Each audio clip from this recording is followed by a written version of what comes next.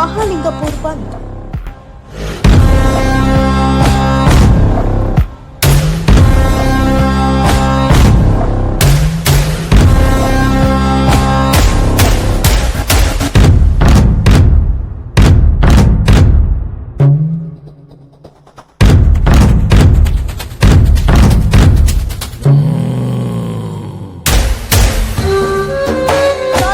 ಅನಿರ್ದಿಷ್ಟ ಹೋರಾಟಕ್ಕೆ 1190 ದಿನ ಪೂರ್ಣಗೊಂಡ್ರೂ ಸರ್ಕಾರ ಮಾತ್ರ ಕ್ಯಾರೆ ಆಗ್ತಾ ಇಲ್ಲ.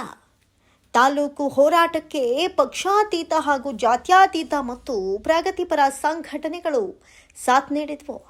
ಬಾಗಲಕೋಟೆ ಜಿಲ್ಲೆಯ ಮಹಾಲಿಂಗಪುರ ಪಟ್ಟಣದ ಬಸವೇಶ್ವರ ವೃತ್ತದಿಂದ ಡಬಲ್ ರೋಡ್ ನಡಚೌಕಿ ರಾಣಿ ಚೆನ್ನಮ್ಮ ಸರ್ಕಲ್ವರೆಗೆ ಪಾದಯಾತ್ರೆ ಮಾಡೋ ಮೂಲಕ ಅಂಗಡಿ ಮುಂಗಟ್ಟುಗಳನ್ನು ಬಂದ್ ಮಾಡಿ ಟೈರ್ಗೆ ಬೆಂಕಿ ಹಚ್ಚಿ ಪ್ರತಿಭಟನೆ ನಡೆಸಿದರು. ತದನಂತರ ಚೆನ್ನಮ್ಮ ಸರ್ಕಲ್ಗೆ ಬಂದು ಮಾನವ ಸರಪಳಿಯಿಂದ ರಸ್ತೆ ತಡೆದು ರಸ್ತೆ ಬಂದ್ ಮಾಡಿ ಪ್ರತಿಭಟನೆ ಮಾಡೋ ಮೂಲಕ ಸರ್ಕಾರಕ್ಕೆ ಬಿಸಿ ಮುಟ್ಟಿಸಿದರು.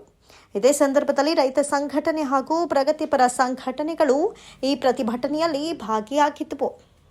ವರದಿ ಯೂನಸ್ ಪಠಾಣ.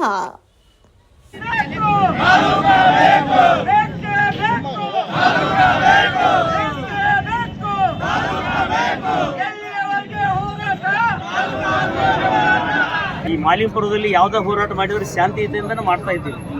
ನಮ್ಮ ಬೇಡಿಕೆ ಶಾಂತಿ ರೀತಿಯಿಂದ ಮಾಲಿಂಗಪುರ ತಾಲೂಕು ಆಗಲಿರೋದು ಒಂದು ಗಮನ ಸೆಳೆಯಲಿಕ್ಕೆ ನಮ್ಮ ಅಭಿಮಾನದಿಂದ ನಾವು ಇವತ್ತು ಮಾಲಿಂಗಪುರ ತಾಲೂಕು ಆಗೋವರೆಗೆ ನಾವು ಈ ಒಂದು ಡಿಫರೆಂಟ್ ಒಂದು ಬೇಡಿಕೆಯನ್ನು ನಾವು ಮಾಡಿದ್ವಿ.